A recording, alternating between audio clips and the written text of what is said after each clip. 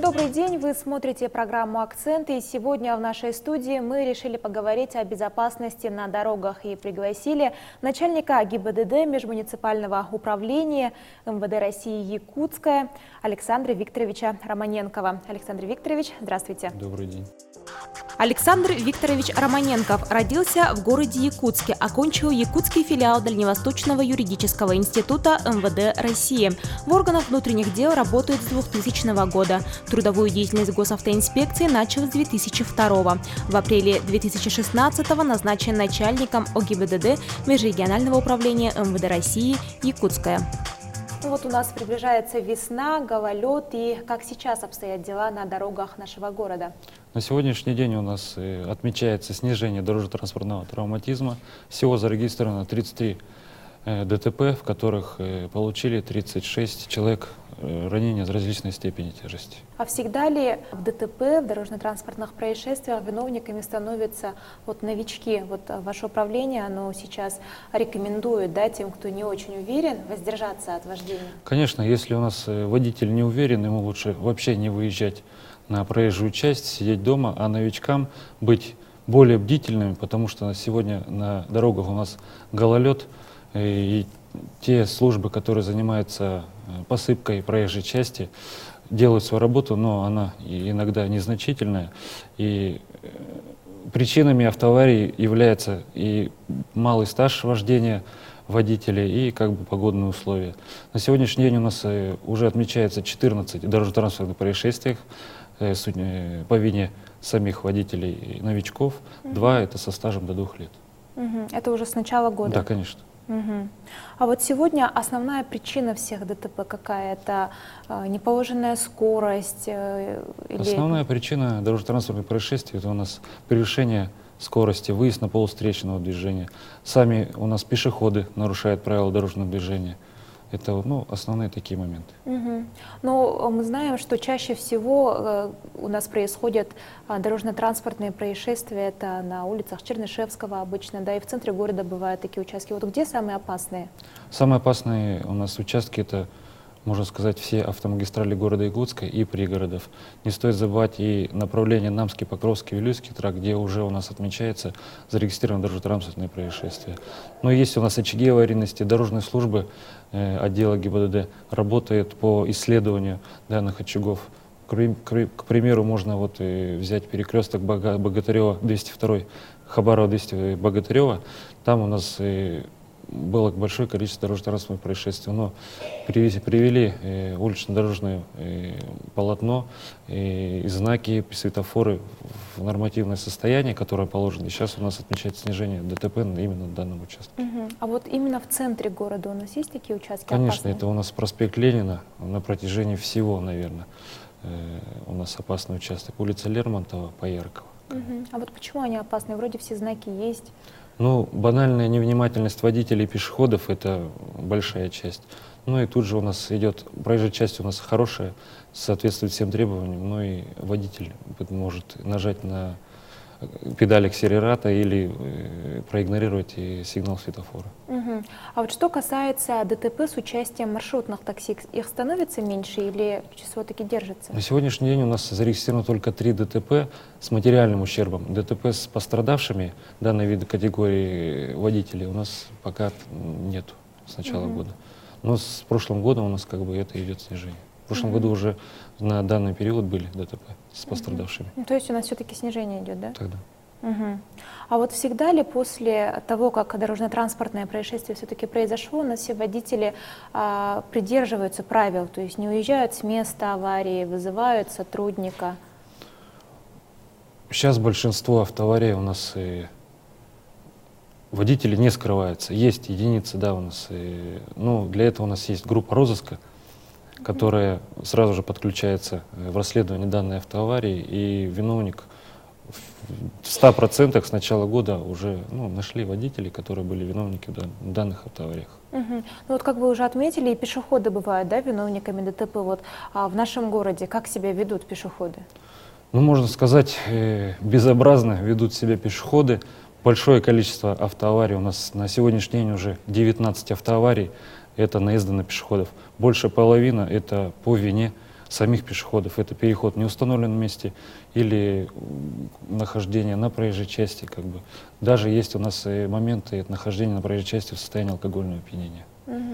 А вот сезонно как-то пешеходы страдают больше и меньше, вот весна? Сейчас у нас отмечается как гололед, и весной, да, сейчас у нас чуть-чуть сдерживает это еще карантин в школах.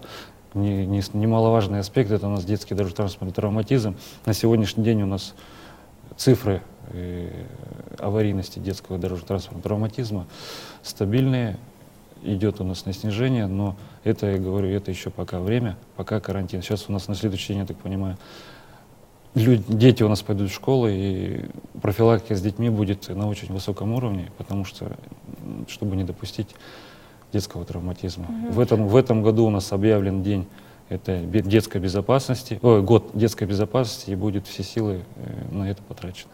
И вот как раз говоря о детях, с чего нужно начать учить детей? Начать надо с самих себя, с родителей и пример, да? В доме, в квартире со своими детьми разговаривать по безопасности дорожного движения и поведению на дорогах. То, что проводится у нас в учебных организациях, да, это большая работа проводится, как ГИБДД, так и общественные организации, но большую часть надо уделять самим детям, это родители.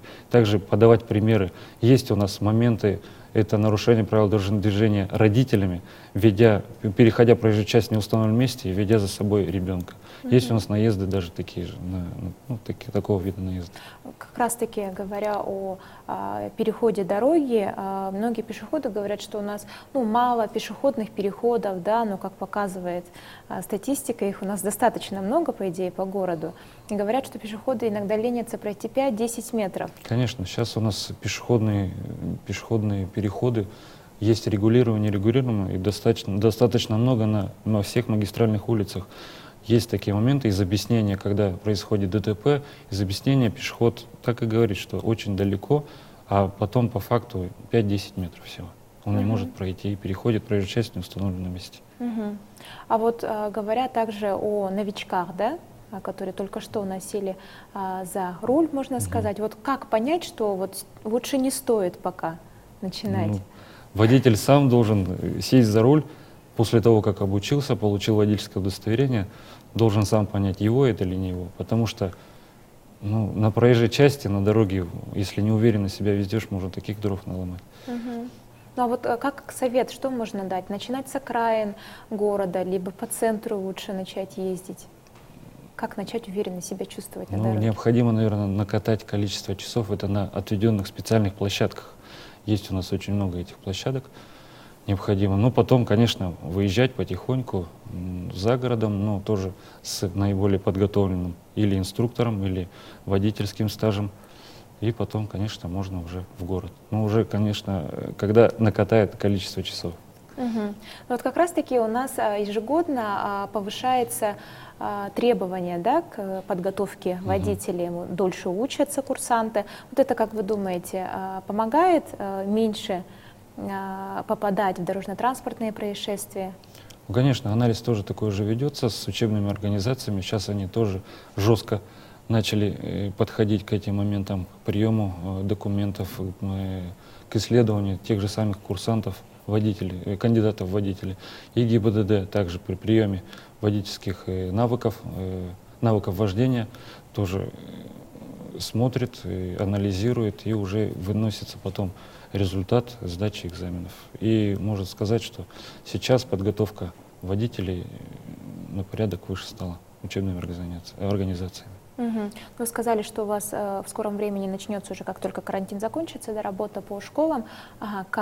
Что будет проходить, какие мероприятия пройдут? Мероприятия будут проходиться как внутри школы, так и возле школы. Это работа с самими детьми и с водителями, с родителями, которые перевозят своих чад, можно так сказать, в креслах. Необходимо будет, такие будут профилактические мероприятия проводиться, рейдовые мероприятия, но это будет все освещаться СМИ, конечно. Также будет работа по СГУ, будут у нас можно так сказать, лекционные занятия. Ежемесячно у нас сотрудники ГИБДД посещают все учебные заведения, проводят лекционные занятия с показательными выступлениями. Сейчас уже идет работа у нас с дошкольными учреждениями, детскими садами. На сегодняшний день у нас идет работа по паспортизации данных учебных заведений.